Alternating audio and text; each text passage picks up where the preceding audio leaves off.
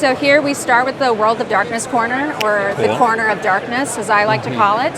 So this is stuff that we publish in collaboration with Paradox. So this includes Vampire the Masquerade, Hunter the Reckoning, and the very new Werewolf the Apocalypse, brand new, premiering at this GenCon. Cool. And what kind of game is Werewolf the Apocalypse? Yeah, Werewolf the Apocalypse is it's a game where you get to play as a new generation of Garu, which are tribes of werewolves, and you are fighting to protect the Earth from humanity destroying it. So, nice. You know, it's a little dark, like all the other World of Darkness games. It's a little bit more punk, I would say, in its sensibilities of like fighting for environmental justice and fighting to save the planet. But yeah, it's. I think it's pretty cool. And then what kind of what are the core mechanics of Werewolf? Yeah, so when you play Werewolf the Apocalypse, you pick an auspice and a tribe. So an auspice is what moon you were born under, and that'll give you some different traits, right? And then the tribe that you're part of will give you like what you're fighting for, how you fight, and it helps you build kind of your character around it. I would say that all of the World of Darkness games are great for people that are into maybe darker role play. Gotcha. That are into a more dark storytelling, that aren't afraid of like facing those kinds of themes of the world ending, obviously, and fighting for that, and battling with inner conflict and fighting off the rage. And satiating the beast within so that you can still maintain some aspects of your humanity. Cool. I would say like rules-wise, I wouldn't call it super crunchy, but I wouldn't call it light either. I think it's really great. It's in the middle. It's great for people who like theater of the mind. Cool. That's where I'm at. You're at theater of the mind? Yeah, I've been really enjoying playing Blades in the Dark recently, which is decently mechanically, you know, it's not simple. It's not rules light because it's got a whole book to it. But it's very much theater of the mind. Play it how you want to play it. Yeah, I would say it's a lot. It caters more towards theater of the mind, in my opinion. The LA by Night and the New York by Night, which is the actual play that's the storyteller is Jason Carl, that's on YouTube, is really fantastic, and he implements mostly theater of the mind as well. And that's on YouTube, and it's a great example of like different gameplay. Is it possible to do like a battle map for it, or is it not built into the game? I would say that it's probably possible. There are some, there's violence that happens when you're playing a vampire or you're playing a werewolf or a hunter of a monster. So there is violence, and I do think you'd be able to use a battle map with that. We don't have any minis, so. You know, it's a whole other field to get into. Yeah, absolutely. But I mean, you can find werewolf and vampire minis. It's not like that's inaccessible, right? If you wanted to. Yeah, probably. Cool.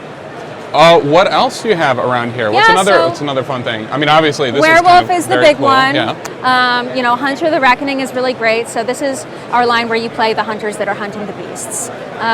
We also came out kind of recently with Lines Drawn in Blood, which is our chronicle book. So a chronicle book is an adventure that you can kind of go through. There's a couple stories in there that can either be told individually or linked together to be a whole kind of arc. Very cool. That's pretty neat. And is this all kind of in the same universe? Yeah, so it's all part of the World of Darkness, right? It uses the same game system. It can technically be played within the same world. If you were interested in that, I definitely have met members of the community that talk about, oh, I played a hunter, my friend played a vampire, or our hunter characters met our vampire characters, or they traded off. And you know, I'm trying to get a game together right now where we do like every other week we play different characters, and you can play a vampire one week and a hunter the next week, and you can set it within the same universe. So it's really cool. There's a lot of like crossover opportunity within it, but yeah, I would say Hunter the Reckoning is pretty cool. What else do we have over here? So we have the Vampire the Masquerade Player's Guide, which has also recently come out.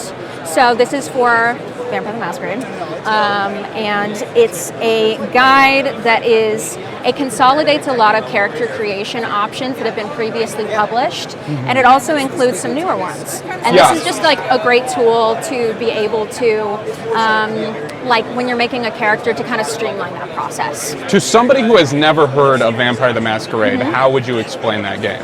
Vampire the Masquerade is, it's dark, it's vampires, you know, it's violent, it's, you know, it's emotional, it's, you know, I'd say it's a little sexy because vampires are kind of sexy. Vampires are canonically sexy. You know, it's great, but you know, that's how I would describe it. If you're really into that kind of like, you can play anything from that kind of like classic Dracula, like Nosferatu, like really scary vampire, or you can go so far as to do, you know, more of a modern take on vampires. Twilight-esque? A little Twilight-esque. Are there glittering mechanics? No, there is no glittering mechanics. No glittering in Vampire the Masquerade. You can add your own. Well, just be aware that if you do add glitter, it will be there forever. Yeah, don't tell them I said it, but I'm a fan of glitter. Don't put glitter in your rule books? Yeah. That's the official statement of Renegade Games? We don't recommend it. You don't condone it? I can't comment on it. Fair. Cool.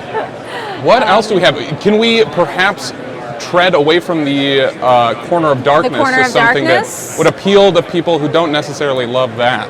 Yeah, absolutely. Let's take you over to the Hasbro corner. So, speaking of crossover, all of our Hasbro games are entirely compatible with each other. They use the same role-playing system called Essence 20. Essence 20? Essence 20. Is that a D20 system?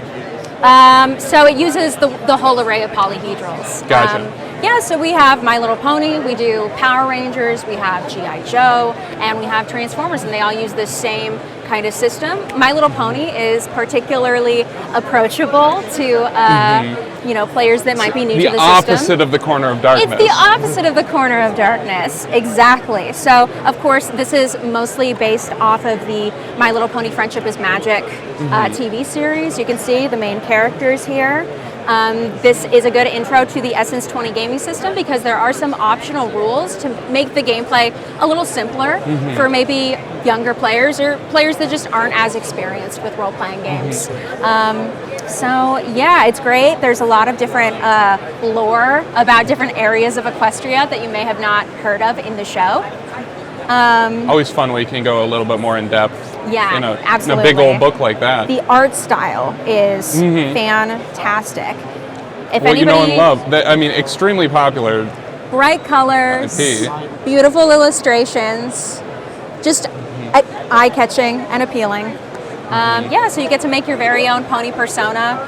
The character sheet is awesome. It has a little diagram so you can draw your own pony. Nice. So yeah, it's really fun. It's a great game. Cool.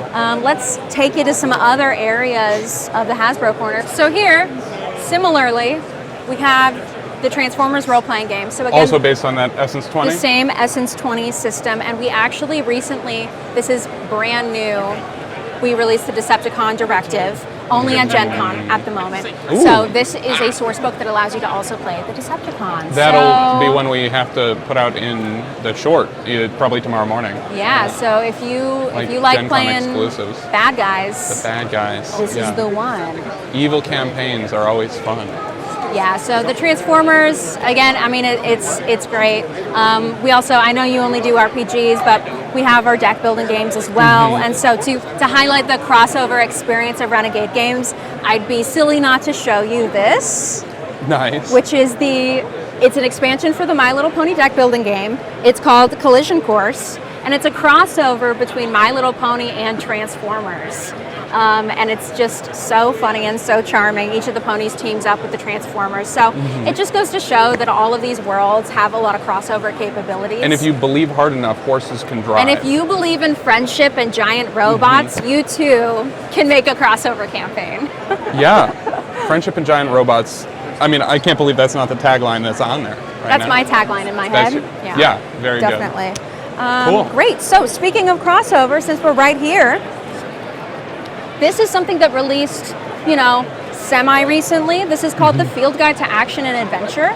This is something that we're really excited about. This was a book that our president, Scott Gaeta, pitched to Hasbro probably 10 years ago. This was kind of the initial dream of the Hasbro line. So what this is, it's a book to help GMs and players implement crossover compatibility within their role-playing game. So this includes different references for the Power Rangers game, the Transformers game, and the G.I. Joe game. So, you know, if spoiler alert, but if you've seen the newest Transformers, you might be extra interested in maybe some crossover between that and G.I. Joe. Yeah, so this is a great tool for both players and GMs. Yeah, that's cool because a lot of people spend a lot of time doing hacks, but it's cool that is... I was behind the curve when I asked, right? Yeah, it's like it's all the same system. Totally built in. It's already there. No need to go searching for some homebrew, whatever. We provide for our community.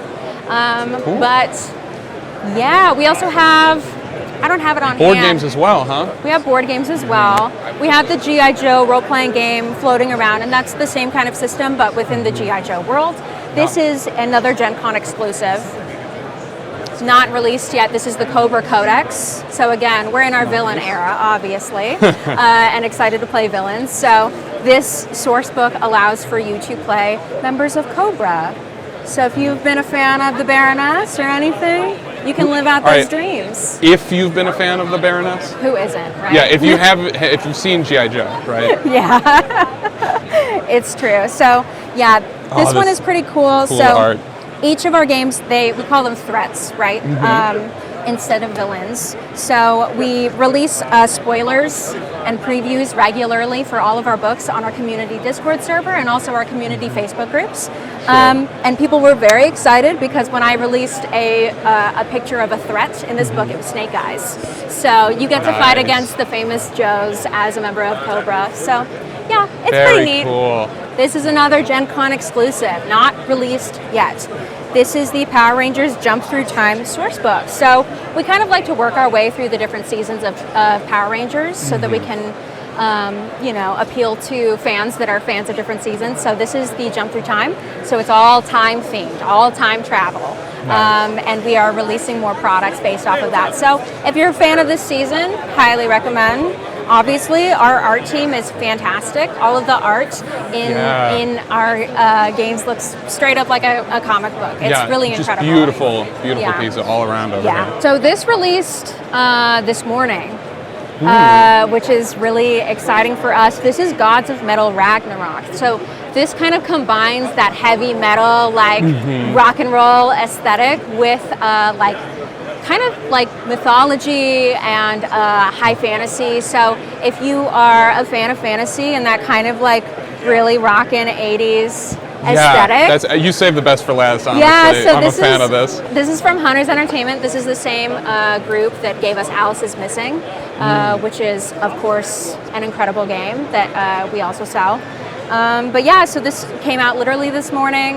They're doing a live play of it tomorrow, featuring Brennan Lee Mulligan and Luis Carrazzo and a bunch of other incredibly talented actual play performers. So yeah. Can I take a look? Yeah, of course.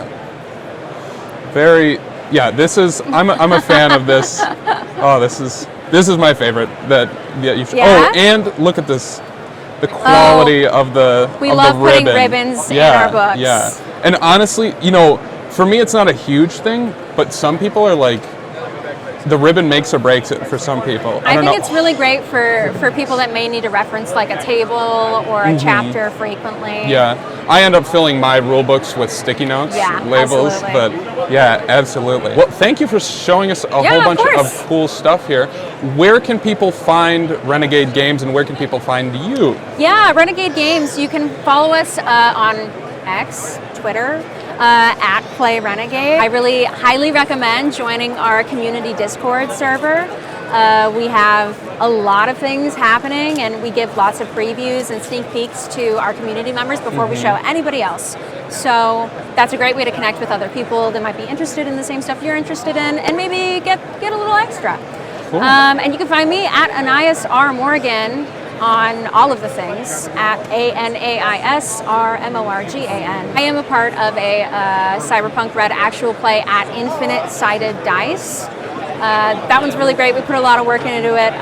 It's really fun. I get to do it with my dad and my friends, and my uncle makes the terrain, and we all work on it together as a family. So it's pretty incredible. So if you like cyberpunk, I really recommend you check it out. Well, thank you so much for the time. Yeah. It's been lovely Anytime. talking to you.